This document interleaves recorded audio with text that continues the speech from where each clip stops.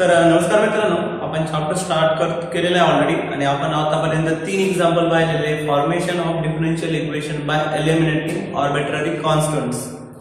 तर आपण हे बघितलं की एखादा इक्वेशन दिलेला असतं, त्याच्यामध्ये नंबर ऑफ कॉन्स्टंट दिलेला असतात. आपल्याला फक्त ते नंबर ऑफ कॉन्स्टंट एलिमिनेट करायचे आणि डिफरन्शियल कोएफिशिएंट मध्ये त्याच्यामध्ये आणायचे. मग असं इक्वेशन ज्यामध्ये डिफरन्शियल कोएफिशिएंट असतील आणि आर्बिट्ररी कॉन्स्टंट एलिमिनेट झालेले असतील त्या इक्वेशनला आपण म्हणणार डिफरन्शियल इक्वेशन. आपण हेडाचे 3 एक्झाम्पल पाहिलेले आणि तुम्हाला एक सांगतो एक्सरसाइज. ओके, आता मी एक्झाम्पल 3 घेतले, आजही काही घेणार आहे आणि याची पुढे जी एक्सरसाइज आहे ते तुम्हाला सॉल्व्ह करायची आहे. पूर्ण एक्झाम्पल त्याच्यामध्ये क्वेश्चन 1 मध्ये असलेले, क्वेश्चन 1 मध्ये खूप सारे एक्झाम्पल दिलेले, ते पूर्ण तुम्हाला सॉल्व्ह झाले पाहिजे. राहिलं क्वेश्चन 2 चे 3, 4, 5, 6, तर हे मी तुम्हाला सॉल्व्ह करून देईन. ओके, तर ठीक आहे, मी स्टार्ट करतोय. बघा क्वेश्चन नंबर 4. क्वेश्चन आपण जो पाहिला त्याच्याला नंबर 4 आहे, y = c² + c/x. आता मला एक सांगा, ह्या ठिकाणी काय आहे की ह्या ठिकाणी कॉन्स्टंट, नंबर ऑफ कॉन्स्टंट किती आहे? एक हा ना, एकच आहे. एकच कॉन्स्टंट आहे, बट तो 2 वेळेस आला. आपल्याला एकदा डिफरन्शिएट करायचं. मी तुम्हाला सांगितलं होतं की जेवढे कॉन्स्टंट असेल तेवढ्याच वेळेस डिफरन्शिएट करायचं, जास्त वेळेस करायचं नाही. तुमचा आन्सर रॉंग होईल. रॉंग बिलकुल नाही होऊन द्यायचं. ठीक आहे, तर मग बघा आता काय करतो मी. y = c² + c/x. आपण काय म्हणणार आहे, इक्वेशन नंबर 1. आता आपण डिफरन्शिएट करू. बघा, डिफरन्शिएट विथ रिस्पेक्ट टू, कशा डिफरन्शिएट करायचं? x ने. तर आपण याला x ने डिफरन्शिएट करतोय. काय होईल बघून घ्या तुम्ही, सांगा काय होईल. y चं डिफरन्शिएशन dy/dx. c² कॉन्स्टंट आहे, डिफरन्शिएशन ऑफ c². सांगा काय होतं, डायरेक्टली येतं बरं का. हा कॉन्स्टंट आहे, कॉन्स्टंट डिफरन्शिएशन असतं 0 प्लस हा c कॉन्स्टंट आहे, डिफरन्शिएशन निघाल, कॉन्स्टंट बाहेर घ्यायचं आपण, डिफरन्शिएशन 1/x. बघून घ्या. therefore dy/dx = 0 लिहायची गरज नाही. c याची डेरिव्हेटिव्ह काय माहिती तुम्हाला? 1/x. 1/x ची डेरिव्हेटिव्ह -1/x². कसं काय आलं असं डेरिव्हेटिव्ह? हे बघा, हा 1/x ला असं लिहिता येतं x⁻⁻1. ओके, मग आता x⁻⁻1 ची डेरिव्हेटिव्ह काय? तर आपल्याकडे फॉर्म्युला आहे की डेरिव्हेटिव्ह ऑफ x⁻n. मग डेरिव्हेटिव्ह ऑफ x⁻n चा फॉर्म्युला आहे की तो कसं n × x⁻⁻1 असं आहे. मग मला एक सांग, n कोण येतं? -1. याच्या जागेवर -1 व्हॅल्यू ठेवा. काय होईल सांगा. -1 × x म्हणजे -x, -1 म्हणजे -2 आणि -2 म्हणजे डिवाइडला लिहायचं तिला x⁻1/x². सेम इथं लिहिलेलं आहे डायरेक्टली लिहायचं तुम्हाला. मी हे रंपाने करून दाखवलं. ओके, आता काय होतं माहिती का, आपल्याला c ची व्हॅल्यू घ्यायची आहे. कारण की आपल्याला असं इक्वेशन पाहिजे की ज्याच्यामध्ये c नकोय. मग मला एक सांगा, c नाही कधी राहणार. c ची व्हॅल्यू जर आपण याच्यात टाकली, या c ची व्हॅल्यू याच्यात टाकली या इक्वेशन मध्ये, आता c काय होऊन जाईल आणि कोएफिशिएंट पण येईल. याचा अर्थ ते आन्सर राहील. असं आन्सर की ज्याच्यामध्ये आर्बिट्ररी कॉन्स्टंट नाहीये. बघून घ्या. therefore हा -x² इकडे घेऊन या. हा x² डिवाइड इकडे मल्टिप्लाय होईल, म्हणजे x² × dy/dx = -c. मायनस इकडे गेला, c = -x² dy/dx. तर ही c ची व्हॅल्यू आहे, आपण पुट करणार आहे इकडे. बघून घ्या, पुट c = काय? -x² dy/dx in 1. आपल्याला ही व्हॅल्यू 1 मध्ये पुट करायची. आता 1 मध्ये पुट करतो. 1 काय की y = c² + c/x. therefore y = c ची व्हॅल्यू इथं -x² dy/dx. बट c चा स्क्वेअर येतो म्हणून याच्या डोक्यावर पण स्क्वेअर. प्लस c ची व्हॅल्यू परत हीच minus x square dy by dx आणि त्याच्या डिवाइडला कोण आहे x, एक x कट होऊन जाईल, एक x कट होऊन जाईल. मग काय देअरफॉर y इक्वल हे मायनस जरी असलं त्याचा स्क्वेअर प्लस होतो आणि x स्क्वेअरचा स्क्वेअर म्हणजे x⁴ dy by dx bracket square केला मायनस एक x कट झाला म्हणजे एक बाकी आहे dy बाय dx. ठीक आहे, हा y पण इकडे घेऊन चला, मग आन्सर येईल की x⁴ dy by dx bracket raise to square minus x dy by dx.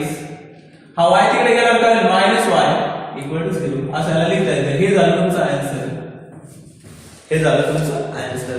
तर ह्याच टाइपचे सगळे क्वेश्चन सॉल्व्ह करायचे तुम्हाला, त्याच्यातले एक्सरसाइजचे बी आणि ते होमवर्क आहे आजच्या आज मला याचा आन्सर आले पाहिजे, आजच्या सगळे आन्सर आले पाहिजे बरं का. क्वेश्चन 1 मध्ये जेवढे तेवढे एक्सरसाइज 6.2 क्वेश्चन 1 मध्ये सगळे आन्सर मला आले पाहिजे. पुढचं घेऊया वेट. Okay weight. तर बघा मित्रांनो मी पुढचा क्वेश्चन इथे लिहिलेला आहे क्वेश्चन 5 सॉल्व्ह क्वेश्चन मध्ये question number 5 y = c1 e⁻³ plus c2 e⁻²x. या टाइपचा आपण एक क्वेश्चन ऑलरेडी सॉल्व्ह केलेला होता, बट त्या क्वेश्चन मध्ये कसं होतं माहिती का, इकडे 3 होता इकडे पण 3 होता, इकडे 3 होता इकडे 3 होता, तो इझिली सॉल्व्ह झाला होता. बट हा थोडासा कॉम्प्लेक्शन वाढवणार आहे. बट तुम्हाला एक सांगू प्रोसेस तीच आहे. मला एक सांगा किती कॉन्स्टंट किती याच्यामध्ये c1 c2 दोन कॉन्स्टंट आहे. याचा मीनिंग काय की किती वेळ डिफरन्शिएट करायचं 2 टाइम्स. मग 2 टाइम डिफरन्शिएट करूया एकदा. बघा differentiate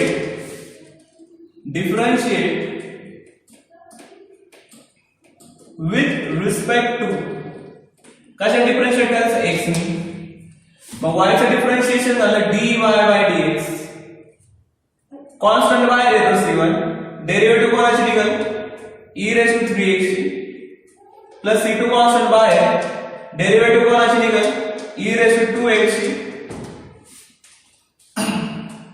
therefore dy by dx. आता ह्याला सिंपल आहे बरं का, c1 ऍज इट इज लिहिलं, e⁻³ डेरिव्हेटिव्ह काय माहिती का, फक्त हा नंबर एकदा खाली येतो 3 e च्या पावरला सोडायचं करायचं.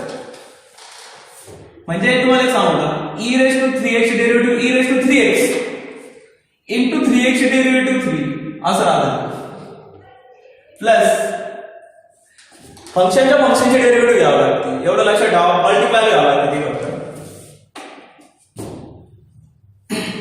प्लस c2 कॉन्स्टंट आहे e⁻²x derivative e⁻²x into derivative of 2x म्हणजे 2. आता बघा याला स्टँडर्ड मध्ये लिहिलं कसं होतं dy by dx equal to c1 e⁻³ लिहिलं इकडे 3c1 e⁻3x plus 2c2 e⁻²x. याला म्हणायचं इक्वेशन नंबर 2. एकदम सिंपल फॉर्म मध्ये लिहिलं इक्वेशन नंबर 2. हे एकदा डिफरन्शिएट केलं आपल्याला किती वेळेस करायचंय 2 टाइम्स. एक टाइम झाला, अजून एकदा करायचंय, अगेन डिफरन्शिएट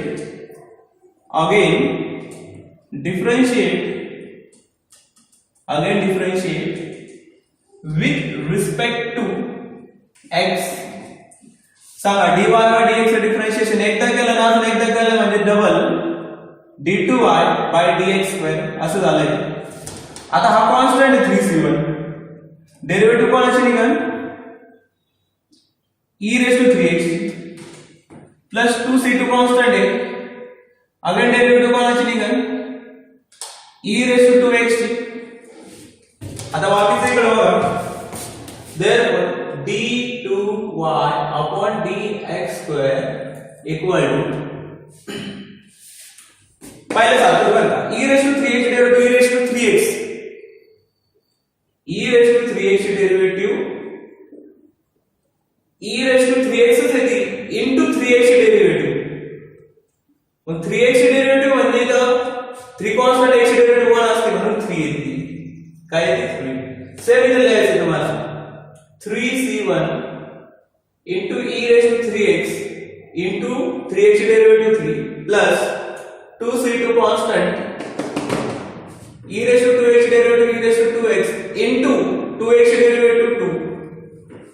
मग याला d2y upon dx square equal to 3 3 9 9c1 e raised to 3x बेदुने 4 4c2 e raised to 2x equation number 3. प्रत्येक वेळेस डिफरन्शिएशन घ्यायचं आणि आलेल्या इक्वेशनला नंबर द्यायचा. पहिलं दिलेल्या इक्वेशनला एक नंबर द्यायचा, एकदा डिफरन्शिएट केलं जे व्हॅल्यू आहे त्याला इक्वेशन नंबर द्यायचा, आगे डिफरन्शिएट केलं त्याच्या व्हॅल्यूला अगेन नंबर द्यायचा. तर ह्या तीन क्वेश्चन म्हणजे तीन इक्वेशन, या तीन इक्वेशनला असं काही सॉल्व्ह करायचंय तुम्हाला, असं काही की कॉन्स्टंट काय व्हॅल्यू. मग मला सांगा तिन्हीमध्ये कॉन्स्टंट आहे, याच्यातही कॉन्स्टंट आहे, इथंही कॉन्स्टंट आहे, इकडं बी कॉन्स्टंट आहे. मग या तीन इक्वेशन कडे बघा बरं काय होतं. पहिले इक्वेशन इथं आहे, त्याच्या RHS पहा e raised to 3x e raised to 2x. दोन नंबरच बघा e raised to 3x e raised to 2x, बाकीचे वेगळे वेगळे बरं. तिसरा बघा e raised to 3x e raised to 2x. मी तीनही इक्वेशन मध्ये पाहिलं तर मला काही नंबर कॉमन दिसत आहे, e raised to 3x e raised to 2x. अजून कॉमन आहे C1 पण आहे C2 पण आहे. C1 पण सगळ्याच्यात इथं C2 पण सगळ्याच्यात.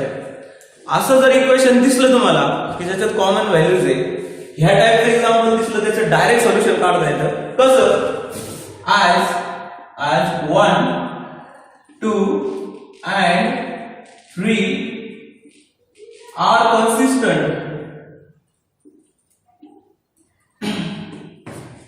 therefore तर असं काय माहिती की डिटर्मिनंटची प्रॉपर्टी, जी डिटर्मिनंटची प्रॉपर्टी आपल्याला अशा केसेस मध्ये डायरेक्ट यूज करता येते.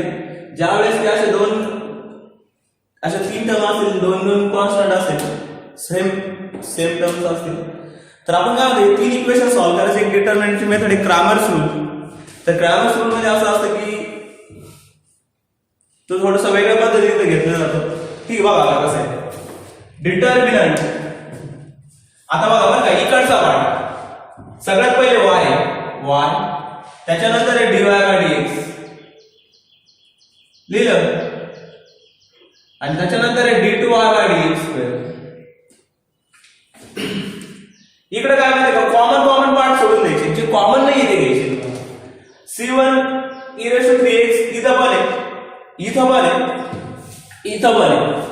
कॉमन नाही आहे काय, इथं 1 आहे, इथं 1 राहील, सगळं कॉमन ठेवलं. इथं 3 राहील, कॉमन पार्ट सोडून द्यायचा आहे. इथं 2 झाला, इथं 3 नंबरला आहे 9.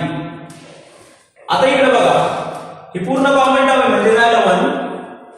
पुढे जाऊ इक्वेशन 2, हे पूर्ण कॉमन आहे 2 सोडून म्हणजे राहिलं 2, आणि इकडे किती आहे 4. आता सिंपली याला सॉल्व्ह करायचं आहे बरं का, इक्वल टू 0. आता हे डिटर्मिनंट सॉल्व्ह करायचं आहे, आणि हे डिटर्मिनंट तुम्हाला सॉल्व्ह करता येतं बघा, इझी मी करून दाखवतो. y 4 3 12 मायनस फॉर्म्युला दे 9 2 18, हा मायनस घ्यावा लागतो -1, हे याला 9 dy by dx minus formula 3 d2y by dx square झालं. तिसरा +1 ब्रॅकेट. काहीतरी चुकला ना, 1 मिनिट सॉरी ते माझं थोडंसं चुकलं. ऍक्च्युली सेकंड घेतल्यावर हा याला मल्टिप्लाय करावा लागतो 4 dy by dx minus formula हा इकडे करावा लागेल 2 d2y by dx स्क्वेअर. असं होतं ते. थर्ड +1 ब्रॅकेट, हा इथं 9 dy by dx -3 d2y upon dx square, आणि इक्वल टू काय आहे 0. सॉल्व्ह करा याला. 12 - 18 म्हणजे -6y -4 dy by dx plus 2 d2y by dx square plus 9 dy by dx minus 3 d2y by dx square आणि इक्वल टू काय आला 0. आता बघा हायर ऑर्डर वाले टर्म अगोदर लिहायचे, हायर ऑर्डर वाले टर्म अगोदर लिहायचे. d2y by dx वर दिसतं इथं इथं 2 minus 3 म्हणजे minus dy by dx d2y by dx square. Okay. सेकंडला काय सेकंड ऑर्डर वाले टर्म दोन येते 9 - 4 म्हणजे +5 dy by dx. त्याच्यानंतर y ची टर्म -6y = 0. आता इथे साइन बदलायचे फक्त मायनसचं प्लस झालं, प्लसचं मायनस झालं आणि मायनसचं प्लस झालं. तर हे राहिलं तुमचं रिक्वायर्ड आन्सर. तर ह्याच टाइप मध्ये कोणतेही क्वेश्चन तुम्ही सॉल्व्ह करू शकता. मी सांगितलं की कन्सिस्टन्सी पाहिजे, कॉमन नंबर पाहिजे. जसं हा कॉमन पहिल्या इक्वेशन मध्ये होता, दुसऱ्यात होता, तिसऱ्यात होता, इकडे पण पार्ट पहिल्या दुसऱ्या तिसऱ्यात कॉमन होता. जे कॉमन होतं ते सोडून द्यायचे, जे कॉमन नाहीये ते डिटर्मिनंट मध्ये लिहायचं इक्वल टू. ओके, तर हा क्वेश्चन इथे संपला. ह्या टाइपचा क्वेश्चन आहे एक्सरसाइज मध्ये, तो तुम्ही सॉल्व्ह करून बघा. मी सांगितलं की ज्या वेळेस या ई चे नंबर सारखे नसेल इथले, त्यावेळेस डिटर्मिनंट वाली प्रॉपर्टी तुम्हाला अप्लाय करायची तिथं, त्यावेळेस सॉल्व्ह होईल. पुढचे एक्झाम्पल बघू. वेट. तर बघा मित्रांनो, तर आपण मी सांगितलं की तुम्हाला की आता तुम्हाला एक्सरसाइज सॉल्व्ह करायची आणि एक्सरसाइज मध्ये ऑलमोस्ट किती क्वेश्चन आहे बघा, 10. एक्सरसाइज मध्ये 10 असे क्वेश्चन की ज्यामध्ये तुम्हाला काय करायचं आहे की डिफरन्शियल इक्वेशन फॉर्म करायचे. मी सांगितलं की कॉन्स्टंट बघायचे, 2 कॉन्स्टंट असेल तर 2दा डिफरन्शिएट करायचं, इक्वेशनला नंबर द्यायचे. y चा असेल 1, एकदा डिफरन्शिएट केलं 2, अगेन केलं 3. तर हे 3 इक्वेशनचा यूज अशा प्रकारे करायचं की तुम्ही कॉन्स्टंट गायब झाले पाहिजे. तुम्ही कसंही कॅल्क्युलेशन करा, कॉन्स्टंट गायब झाले पाहिजे, प्रॉपर रूल आहे. आणि दुसरी गोष्ट म्हणजे डिफरन्शियल कोएफिशिएंट आला पाहिजे. मी आता 4-5 क्वेश्चन सॉल्व्ह करून दाखवले आणि तुम्ही सॉल्व्ह करा. 10 क्वेश्चन तुम्ही सॉल्व्ह करा. 1-2 क्वेश्चन मध्ये जर तुम्हाला प्रॉब्लेम आलेच, 1-2 क्वेश्चन असतील की नाही जमणार, ठीक आहे, मी तुम्हाला सॉल्व्ह करून देईन. फक्त मला त्याचे नंबर तुम्ही पाठवा की सर हा क्वेश्चन मला सॉल्व्ह करून द्या.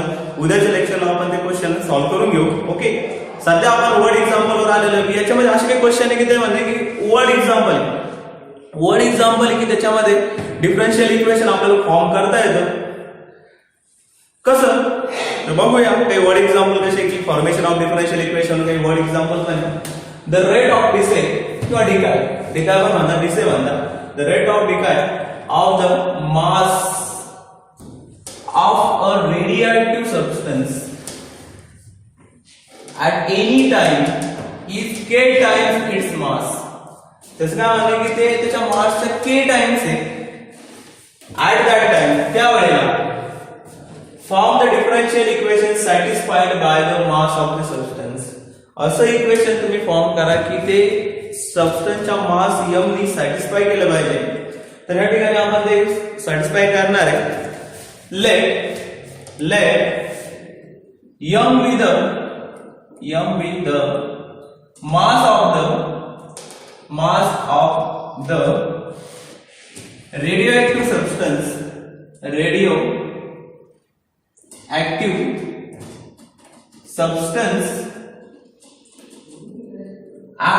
time t. तर टाइम t यायचं पण टाइम t म्हणलं मी, काय म्हटलेलं आहे, टाइम t म्हणलंय. देअरफॉर द रेट ऑफ, आता रेट काय, the rate of decay of the substance. Rate of the substance काय राईट टाइम t, त्यात होईल dm अपॉन dt. मग यांनी काय म्हटलं की k टाइम्स मध्ये असणं म्हणजे काय, प्रोपोर्शन मध्ये असणं. त्याच्या म्हणणं की ते प्रोपोर्शन मध्ये काय, प्रोपोर्शन मध्ये म्हणजे काय की त्यांचं काय म्हणणं की हा जो रेट ऑफ डिस आहे k times the mass of the substance. म्हणजे काय की हा जो रेट ऑफ डिकाय आहे त्याच्यात क्वेश्चन मध्ये दिलेला आहे की the rate of the decay of the mass of the radioactive substance is k times its mass. मासचे k टाइम्स म्हणजे प्रोपोर्शन आहे. मग देअरफॉर dm अपॉन dt म्हणजे द रेट ऑफ डिकाय हा डायरेक्टली प्रोपोर्शन मध्ये कोणाला, मासला, मास m. मग आपण काय करतो की dm अपॉन dt प्रोपोर्शन काढायचं इक्वल टू आपला एक कॉन्स्टंट घ्यावा लागतो, तर तो k घ्यायचा आहे, k into m. ओके, तर मला एक सांगा आता हा जो k into m आहे, ठीक आहे, मला यांचे स्टेटमेंट दिलेलं त्याच्यानुसार ती व्हॅल्यू आली which is the which is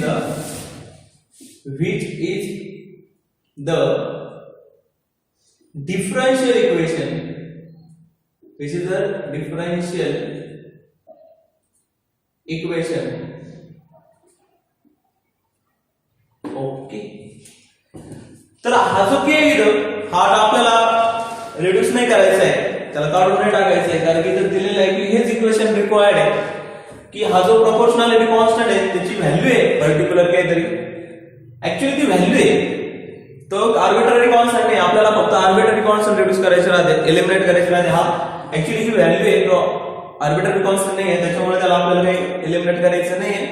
ती पर्टिक्युलर मासला एक पर्टिक्युलर व्हॅल्यू असते तिथं, तसं आहे. ठीक आहे, तर हे झालं रिक्वायर्ड इक्वेशन. तर हे क्वेश्चन इथं संपला. हा एवढासा होता छोटासा. पुढे घेऊ आपण अजून क्वेश्चन वेट. तर बघा मित्रांनो, पुढचा क्वेश्चन दिलेला आहे क्वेश्चन नंबर 3 हा. Actually on the differential equation of family of circles above the x axis and touching the x axis at the origin. त्यांचं काय म्हणणं की एक सर्कलची फॅमिली म्हणजे खूप सारे सर्कल्स, त्याच्यामध्ये एकच सर्कल नाही, there are too many circles are in a family. मला एक सांगा, there are too many circles are in a family, all circle are touching x axis above at origin. मग एक्स ऍक्सिसला टच करतात ते सगळे अबोव आणि ते सुद्धा पुढे टच करतात ओरिजिन. मग अशी काही जे सर्कल्स राहतील जे ओरिजिनला टच करतात अबोव असतील, त्या सगळ्या सर्कलचे जे सेंटर्स आहे, त्या सगळ्या सर्कलचे सेंटर्स आहे हे वाय ऍक्सिस वर असणार आहे. मग वाय ऍक्सिस वर जर सेंटर असणार आहे, लेट सी ऑफ, मग या सगळ्यांचे एक्स कोऑर्डिनेट 0 असणार आहे. एक्स कोऑर्डिनेट सगळ्यांचे जे आपण बघितले तर त्यांचे एक्स कोऑर्डिनेट 0 असणार आहे, कारण की any point on the Y axis has x coordinate 0. त्याचा एक्स कोऑर्डिनेट 0 असणार आहे, त्याचा वाय कोऑर्डिनेटला व्हॅल्यू असणार आहे, ती आपण देणार आहे बी. लेट बी अ काय आहे, be the centre of the any circle touches x axis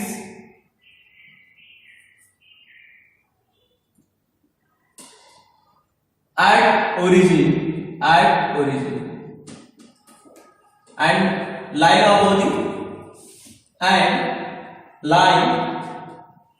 above the x axis. आता तुम्ही सांगा, हे वाक्य जर लिहिलं, असा कोणताही आपण एक सर्कल जर घेतला तर त्याचा जो सेंटर आहे तो y ऍक्सिस वरच असणार आहे, आणि y ऍक्सिसचा असणार x कोऑर्डिनेट 0 राहील. आपण काय म्हणलं की त्याचा y कोऑर्डिनेट b, जनरली त्याचा y कोऑर्डिनेट b आहे. Therefore radius of the circle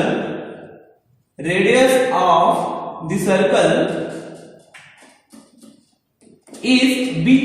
त्याची रेडियस पण b आहे, का बरं b आहे?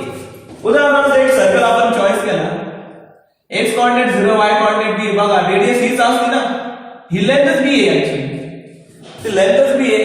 ती लेंथ जर बी असेल तर त्याची रेडियस पण बी आहे. Okay, therefore the equation of such circle b, त्याचं इक्वेशन असं असेल की x minus 0 square plus y minus b square equal to b square. मग त्याचं इक्वेशन असं असणार आहे. तर सर असं का बरं आलं, असं का आलं? ऍक्च्युअली जो सर्कल चॅप्टर आहे त्याच्यामध्ये दिलेलं आहे की हा सेंटर रेडियस फॉर्म आहे,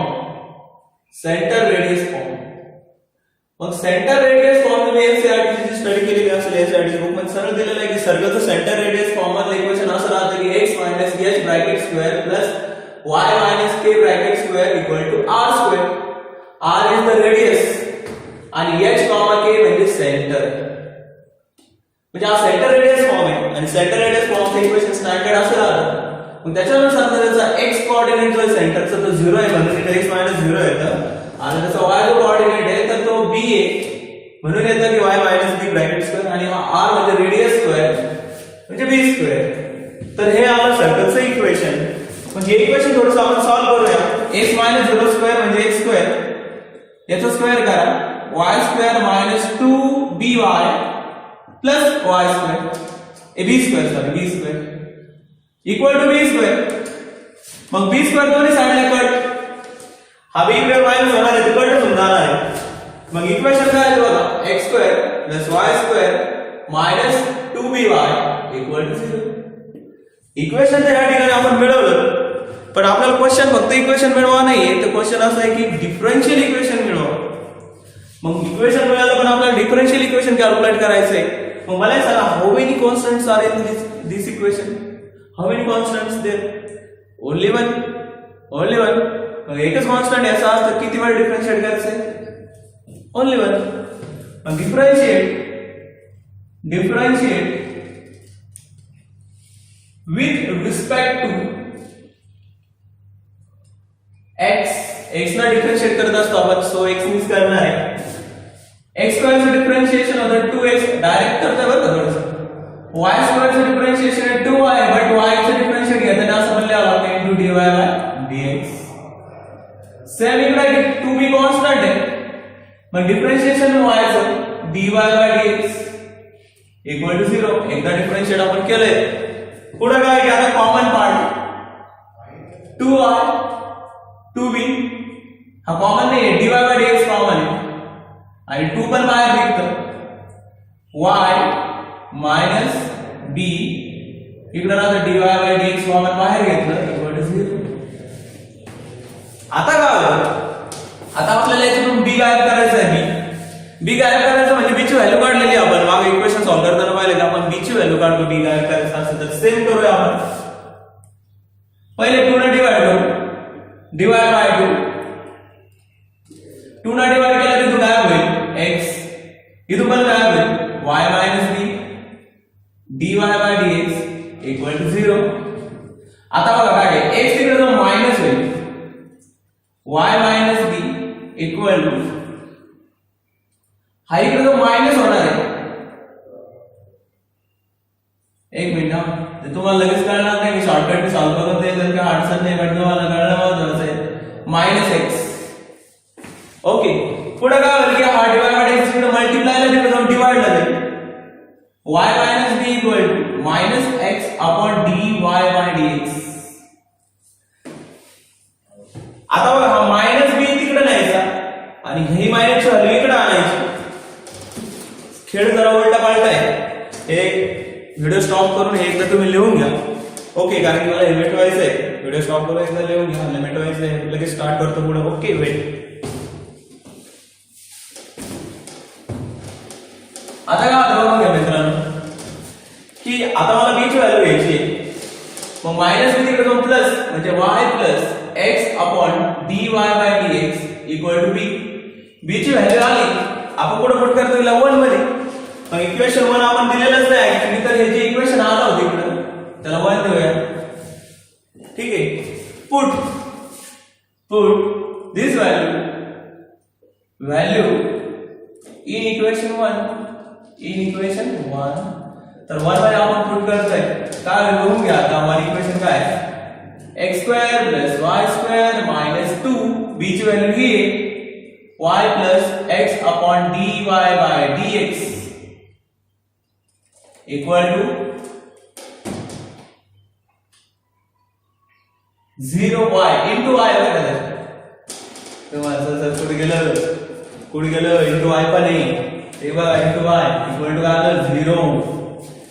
आता याला सॉल्व्ह करू आपण. काय बघून घ्या, x square plus y square minus 2 into y 2y square minus 2 into plus म्हणजे minus 2x upon dy by dx equal to 0. आता काय आलं x square minus y square लिहिलं, कारण की मायनस 2 प्लस 1 म्हणजे minus y square minus 2x. तर ही जी मायनसची term आहे तिकडे नाही आपण 2x upon dy by dx. सांगा, हा डिनॉमिनेटर इकडे मल्टिप्लाय आहे, हा डिनॉमिनेटर इकडे मल्टिप्लाय आहे. मग therefore x square minus y square into dy by dx equal to 2x. तर हे झालं answer, which is required answer, which is a required answer. तर याचा अर्थ असा झाला की हा क्वेश्चन आपण एकदम इझिली इथे सॉल्व्ह केलाय. हा पण तुम्ही व्हिडिओ स्टॉप करून याचा आन्सर व्यवस्थित लिहून घ्या आणि प्रॉब्लेम आला तुम्ही विचारू शकता, नो डाऊट. Okay, weight. तर बघा मित्रांनो, जसं की फिजिक्स तुम्हाला सिलेबसला आहेच आहे आणि फिजिक्सचे खूप सारे चॅप्टर तुम्ही स्टडी केलेलेच आहे. हा डिफरन्शियल इक्वेशन 6 नंबरचा चॅप्टर आहे. तर याच्या वर्ड एक्झाम्पल मध्ये बरेचसे केसेस मध्ये तुम्हाला फिजिकल क्वांटिटीज विचारले जातात, फिजिकल न्यूमेरिकल्सच्या टाइम मध्ये क्वेश्चन येतात. A particle is moving along x axis. त्याचं काय म्हणणं की पार्टिकल जो आहे की अलॉंग एक्स ऍक्सिस मूव्ह करतोय, its acceleration at time T and is proportional to its velocity. त्याचं म्हणणं आहे की त्याचं जे एक्सेलरेशन आहे तो वेलोसिटीला प्रोपोर्शन मध्ये at time t. Find the differential equation of the motion of the particle. जे पार्टिकलचं जे मोशन आहे त्याचं एक डिफरन्शियल इक्वेशन तुम्हाला फॉर्म करायचं आहे. या टाइपचा हा क्वेश्चन आहे. तर मला एक सांगा, जर आपण डिस्प्लेसमेंटला यस म्हणलं, suppose yes with displacement of the particle. ते समजा यस हे पार्टिकलचं एक डिस्प्लेसमेंट आहे. जर पार्टिकलचं यस हे डिस्प्लेसमेंट असेल तर मग त्याची व्हेलॉसिटी काय असेल? तर व्हेलॉसिटी आपल्याला माहिती आहे rate change of displacement. Therefore velocity मग व्हेलॉसिटी डिस्प्लेसमेंटच्या फॉर्म मध्ये आपल्याला लिहिता येते ds अपॉन dt. आणि एक्सेलरेशन, मग एक्सेलरेशन काय आहे? Acceleration rate change of velocity म्हणजे d2s अपॉन dt स्क्वेअर. हे तुम्हाला माहितीच आहे ऍक्च्युअली, मी फक्त सांगितलंय. या सगळ्या क्वांटिटीज मी इथे लिहिल्या. आता दिलेलं काय, तर आता दिलेलं काय त्याच्यावर आपण जाऊया. तर बघा की particle is moving along X ऍक्सिसला तो मूव्ह करतोय. Its acceleration at time T is proportional to the velocity at time T. त्याचं म्हणणं आहे त्याचं एक्सेलरेशन प्रोपोर्शनल आहे कोणाला? व्हेलॉसिटीला at time T. Acceleration proportional आहे कोणाला? व्हेलॉसिटीला. कसं लिहिता येईल सांगा लवकर. एक्सेलरेशन काय? d2s upon dt square. Proportional म्हणजे काय? प्रोपोर्शनल कोणाला? व्हेलॉसिटीला. व्हेलॉसिटी काय? ds upon dt. मग मला एक सांगा, याला जर प्रोपोर्शनॅलिटीचं साइन तुम्हाला हटवायचं आहे तर काय करावं लागतं मित्र? तर इक्वल टू घेतो आपण, एक कॉन्स्टंट घेतो की ds अपॉन dt. हा प्रोपोर्शनॅलिटी कॉन्स्टंट आहे, तो तुम्हाला एलिमिनेट नाही करायचा आहे. तर हे झालं तुमचं required, where k is proportionality constant.